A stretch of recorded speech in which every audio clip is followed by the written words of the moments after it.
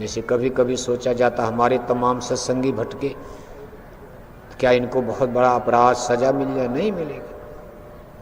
देखो एक बड़ा सुंदर दृष्टांत आता, डेरा ब्यास पंजाब, राधा स्वामी मिशन का आश्रम, बाबू सावन सिंह जी महाराज उसमें गुरु गद्दी पर विराजमान थे।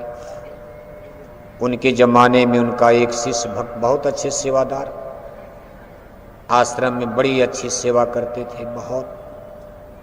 उस जमाने में अंग्रेजी जमाना था, अंग्रेजों का राज। बाबू सावन सिंह महाराज विदेश से एक आटा चक्की मंगाए थे, आश्रम में लगी। उस जमाने में हाउस के कोई मिस्त्री कारीगर जल्दी चला ही नहीं पाते थे, अंग्रेजों का राज था। लेकिन ये इतने बढ़िया सेवादार की आटा चक्की भी, उसको भी सीख लिया। फिर धीरे धीरे गुरु के प्यारे बन गए। कुटिया में उनके और आना जाना सब सामान ये वो, इन्हें कुल मिलाकर गुरु के बहुत खास हो गए।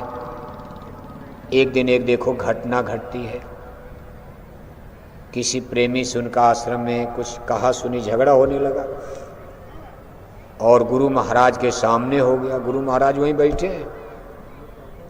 उस प्रेमी ने उनको बड़ा भला बुरा थोड़ा अपमान किया। उनको इस बात को लेकर बड़ा रंज हुआ, इसलिए नहीं कि उसने क्या कहा, सबसे बड़ा उनको झटका लगा कि गुरु महाराज कुछ नहीं बोले।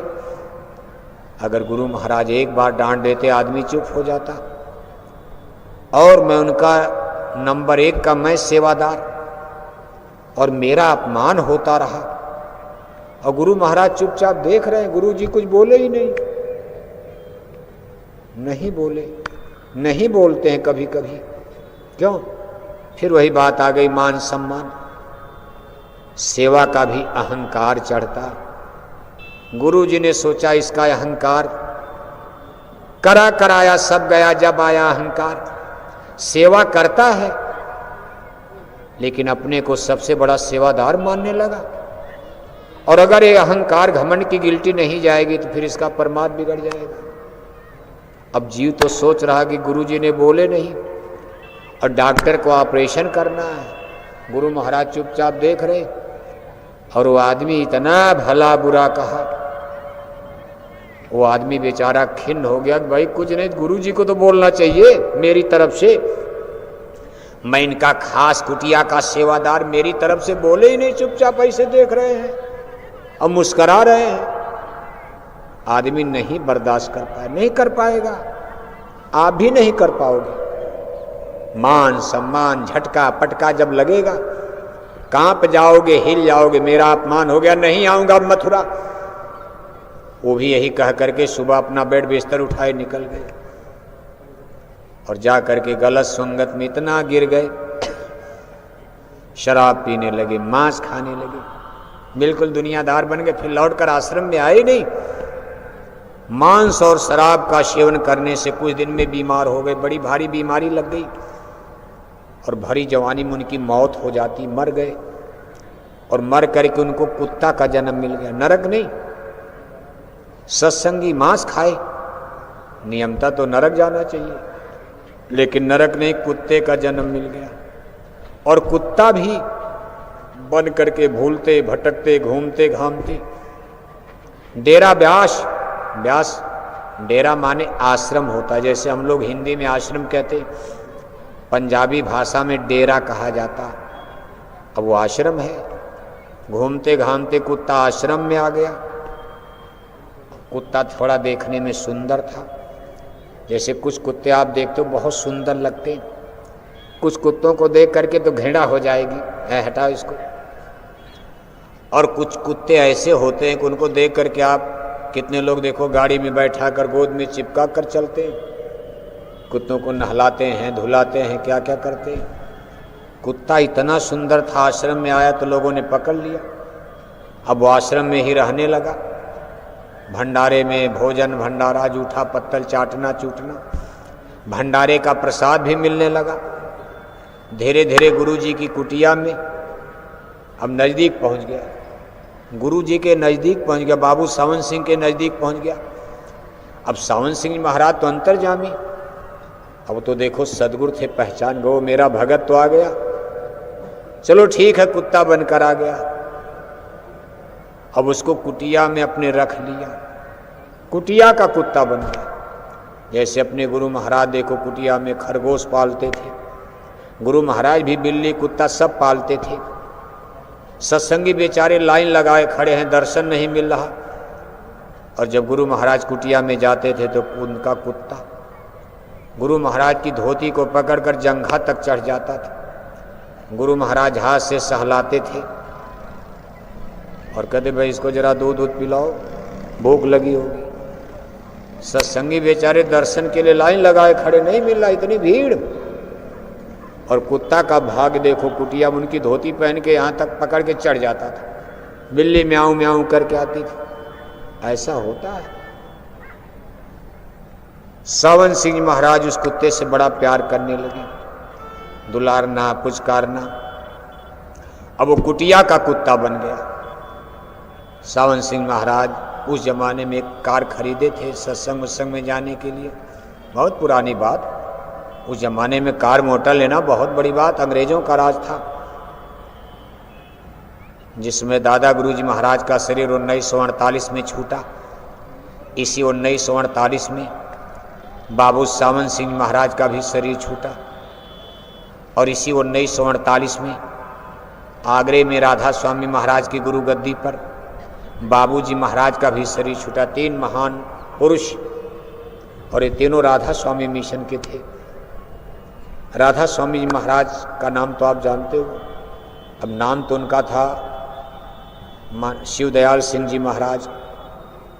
एक खत्री बनिया घर में पैदा हुए थे, हिंदू। खत्री माने छत्री, जैसे बाप दादे लड़ाई लड़ते थे छत्री। बाद में लड़ाई उड़ाई वाला मलट्टी वाला काम छोड़ दिया। अगली पीढ़ी ने कहा भाई मलट्टी वाला काम ठीक नहीं, चलो अब हम लोग बनिया का काम करेंगे, बिजनेस। जब बिजनेस में लग गए तब उनको खत्री बनिया एक नई जाति बन गई, खत्री यानी जो छत्री। अब वो बनिया का काम बिजनेस दुकान करने लगे।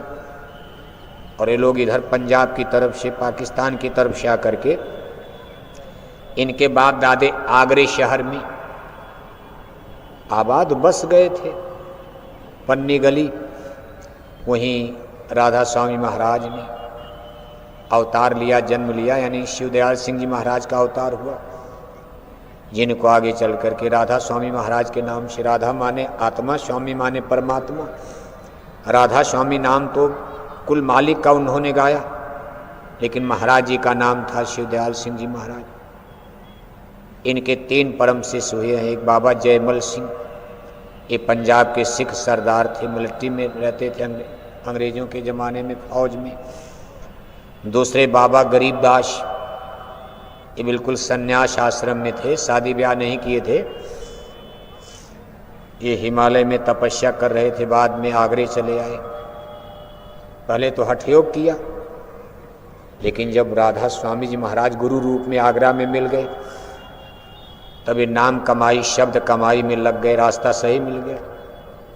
पहले जोगी बन करके हिमालय में हठ योग किया करते थे। और तीसरे एक थे हुजूर महाराज जी, राज सालिग्राम साहिब। अंग्रेजों के ज़माने में पोस्ट मास्टर जनरल पीएमजी, जब हिंदुस्तान के लोग कम पढ़े लिखे थे उस ज़माने में, पोस्ट मास्टर जनरल यूपी, यानी पूरे उत्तर प्रदेश के पोस्ट मास्टर जनरल, इतने बड़े अधिकारी थे ये 3 लोग। तो देखो, राज सालिग्राम साहिब को आगरे में प्रचार के लिए लगा दिया उन्होंने। बाबा जयमल सिंह को पंजाब भेजा, चूँकि वो सिख थे। पंजाब के सिख लोग मांस और शराब में गिर रहे थे। गुरुओं की शिक्षा का अपमान हो रहा था, गुरु नानक, गुरु अंगद जी महाराज का। तो राधा स्वामी महाराज ने कहा भाई सिख हैं लोग, आपकी बात सुनेंगे, आप सिख हो, उनको जाकर बताओ भाई गुरुओं ने तो शाकाहारी धर्म का संदेश दिया। इन्होंने जाकर के ब्यास दरिया के किनारे, ब्यास नदी के किनारे आश्रम बनाया, उसी का नाम डेरा ब्यास। कभी आप जाओ, जालंधर अमृतसर के बीच में, बहुत सुंदर आश्रम, देख करके आपका दिल गदगद हो जाएगा। इतना सुंदर बनाया, क्योंकि बहुत पुराना आश्रम, बहुत दिन से बन रहा। अब अपना आश्रम एरिया में तो बड़ा है, लेकिन अभी अपना आश्रम तो धीरे धीरे डेवलप कर रहा है। इसकी कुल उम्र ही बहुत कम, और वो तो सैकड़ों बरस पुराना, कई पीढ़ियों से बन रहा। बहुत सुंदर सेवा, सेवा का भाव सीखना चले। बड़े बड़े पंजाब के सिख सरदार एक एक ट्रक और गल्ला भेजते हैं, लेकिन कहते भाई नाम मत लिख, पता नहीं किसका आ गया आश्रम में, ट्रक में गल्ला उतर गया, चली गई ट्रक, पता ही नहीं उस पर किसने भेजा। और आकर के लोग सबका जूठा बर्तन, सत्संग में सबके जूते चप्पल धो साफ करने की क्या परंपरा वहाँ, सेवा भाव, ये सब क्यों? कि दीनता आ जाए, गरीबी, छोटापन, मान सम्मान की गिल्टी गल जाए, यही तो गलाना है। कहा दीन गरीबी मत इस युग का, बड़े बने 3 मार शही। अब देखो वही गिल्टी वहां आ गई। अब वो कुत्ता बन करके बाबू सावन सिंह महाराज के साथ, अब वो सत्संग में निकलते तो उनकी गाड़ी के आगे पीछे घूमना टहलना। एक दिन बाबू सावन सिंह महाराज गाड़ी में बैठ के सत्संग करने जा रहे, तब तक झटके में कुत्ता आया और उनकी गाड़ी का एक पहिया कुत्ते के चेस्ट पर, सीने पर चढ़ गया। अब कुत्ता चे में करने लगा, मुंह से खून गिरने लगा। सावन सिंह महाराज ने सत्संगियों से कहा भाई देखो कुत्ता तो घायल हो गया, लेकिन हमको सत्संग में देरी हो रही, इसका दवा इलाज करना, हम शाम को आकर देखेंगे। अब उधर गए सत्संग में, शाम को जब तक लौटे तब तक कुत्ता मर गया। सत्संगियों ने कुत्ता मानकर आश्रम की बाउंड्री के बाहर ब्यास नदी के किनारे जंगल में झाड़ी में फटक दिया। शाम को जब सावन सिंह महाराज आए, गुरु महाराज का भाई अरे मेरे कुत्ते का क्या हुआ? सत्संगियों ने कहा अरे गुरु महाराज वो तो मर गया। कहा मरने के बाद क्या हुआ? कहा हम लोग बाउंड्री के बाहर नदी के किनारे जंगल में फेंक आए। तो गुरु महाराज नाराज हुए, अरे कहा मेरा कुत्ता तुम लोगों ने जंगल में फेंक दिया? जिसको मैं इतना प्यार देता था, दुल जाओ उसको ले आओ। अब देखो दौड़ करके लोग कुत्ते को ले आए उठाकर। बाबू सावन सिंह महाराज ने बाजार से कफन मंगवाया, फूल पत्ती मंगवाए, तेल फुलेल मंगवाकर कुत्ते को नहला धुलाकर, बढ़िया कफन तेल फुलेल के साथ फूल माला चढ़ाकर आश्रम की बाउंड्री के भीतर गड्ढा खोदकर उसमें दफन कराया। और इसके बाद वहीं बैठ करके जैसे आप गम मनाते हो, अपने रिश्तेदार नातेदार कोई मरता, लोग चिता पर बैठ करके आंसू बहाते, जिसको कहते भाई मातम पोशी। अब गुरु महाराज वहीं बैठ करके कुत्ते की कब्र पर थोड़ी देर मौन रहते, फिर मनहोश होकर दुखी हृदय से कुटिया में आते। प्रेमी सब देख रहे। शाम को लोगों ने पूछा गुरु महाराज, अब जो उनके लोग बोलने वाले सब तो पूछ नहीं पाएंगे, कोई प्रेमी जो उनसे बराबर बातचीत करने वाले भाई पूछ लेते हैं। जैसे अपने गुरु महाराज से सब लोग बात नहीं कर पाते थे, लेकिन कोई कोई लोग खूब बात करते थे। गुरु महाराज जी अगर चाहें तो बात कर ले, नहीं तो लोग कांप ही जाते थे। आप पूछने जाते थे बातें भूल जाती थी, 4 बात पूछनी 3 तो भूल ही जाते थे, तब तक एक ही बात नहीं हो पाता। तो किसी ने पूछा गुरु महाराज एक कुत्ते के लिए इतना बड़ा, हमारे तमाम सत्संगी मरते हैं। आपने तो कहा भाई ठीक है किराए का मकान है चलो जला दो, और एक कुत्ते के लिए आपने इतना बड़ा दुख भी व्यक्त कर दिया। तो बाबू सावन सिंह महाराज ने कहा भाई वो कुत्ता मामूली नहीं, अरे मेरा वही प्यारा भगत सेवादार। जब उन्होंने नाम खोला पर्ची कि वही सेवादार, तो उस जमाने के तमाम सत्संगी मौजूद थे। कुछ तो नए थे नहीं जानते थे, लेकिन कुछ तो जानते थे। अरे कहा मेरा वही पुराना भगत जो आटा चक्की चलाता था, जो मेरी कुटिया में इतनी बड़ी मुस्तैदी से सेवा करता था। यहाँ से झगड़ा करके नाराज होकर जब गया तो गलत संगत में पड़ करके उसने दुर्व्यसन गंदी आदतें पकड़ लिया, मौत हुई, कुत्ता बन गया। लेकिन कुछ नहीं तो मेरी सेवा किया, मेरा भक्त था। मैंने उसको नामदान दिया, इसलिए मैंने उसको 84 के कुएं से निकाला और मैं उसको मानव जन्म दूंगा, दिलाऊंगा। फला जगह मिलेगा, फला गांव में सत्संगी के घर में। इसके बाद वो मेरे अब संगत में अपने माँ बाप के साथ आएगा। जब थोड़ा सयाना हो जाएगा मैं इसको फिर नाम दे करके जगाऊंगा, संगत में सेवा में लगाऊंगा। अब की बार वो आश्रम छोड़कर नहीं जाएगा। कितनों कोई डांटेगा, फटकारेगा, क्योंकि उसके अहंकार की गिल्टी अब गल गई। बहुत भोग लिया, कुत्ता बनकर बहुत दर्द भोग लिया, गिल्टी गल गई। इससे बड़ी बेइज्जती क्या होगी? कुत्ता बन गया और मुझको उसको पार करना है। कहने का मतलब ये है, ये मान और सम्मान, गरूर गुमान, यही आज जीव के लिए बहुत घाटे का सौदा हो रहा। इसलिए महापुरुष कहते भाई आप, ये मत है दीन गरीबी मत इस युग का। नानक नन्हा होए रहो जैसे नन्ही दूब, और घास जर जाएगी दूब खूब की खूब।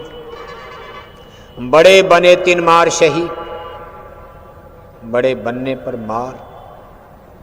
आपके हित के लिए मार माने कोई सजा नहीं, हित के लिए, इस गिल्टी को गलाने के लिए मान सम्मान की। और जब तक ये गिल्टी ग्रंथि गल न जाए, कैंसर है ऐसे शरीर में गिल्टी है कि डॉक्टर कहता है जल्दी ऑपरेशन कराओ। अगर कहीं गिल्टी सड़ गई, फूट गई, कैंसर बन जाएगा, बचोगे नहीं। इसलिए काम, क्रोध, लोभ, अहंकार एक गिल्टी है, टैंक है, इसमें पॉइजन जहर भरा। ये छोटे छोटे ट्यूब हैं, उसमें जो जहरीले रसायन भरे, काम, क्रोध, लोभ, मोह, अहंकार, इनको निकालना पड़ेगा। नाम की अग्नि में, भट्टी में जलाना पड़ेगा, भस्म करना पड़ेगा। और नाम को प्रकट करने के लिए नीचे से सत्संग तो सुनना पड़ेगा।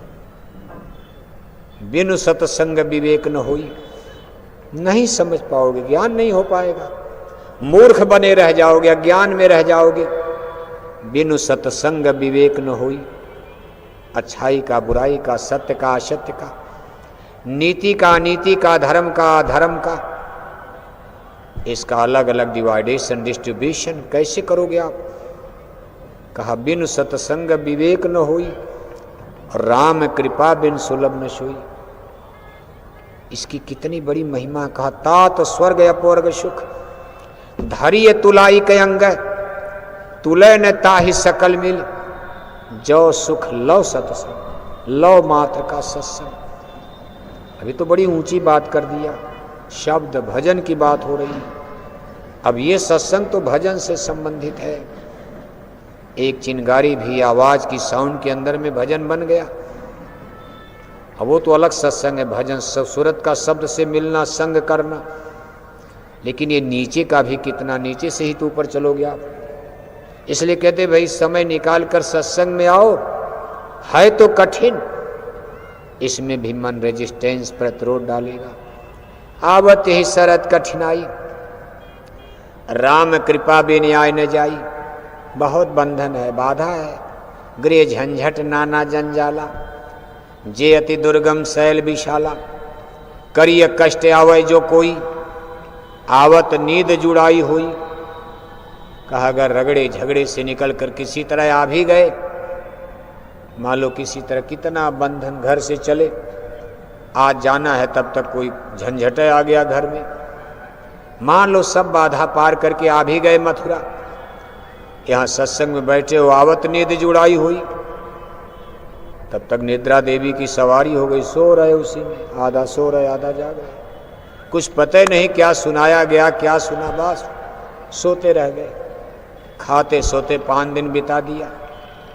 ये सब देखो महापुरुषों की वाणी, गलत नहीं लिखा। सत्संग में नींद आती है, उस तरह लेक्चर देते रहोगे, बैठे रहोगे, नींद नहीं आएगी। सत्संग में आ जाओगे, नींद आ जाएगी। गाना बजाना, नौटंकी, पिक्चर सुनते रहो, कथा कीर्तन ढोल मजीरा हो रहा नहीं, लेकिन सत्संग में 10-20 मिनट कितने लोग सोने लगते हैं। कहावत नींद जुड़ाई हुई, फिर भी कहते भाई छोड़ना मत, पड़े रहो दरबार में धक्का धुक्की खा।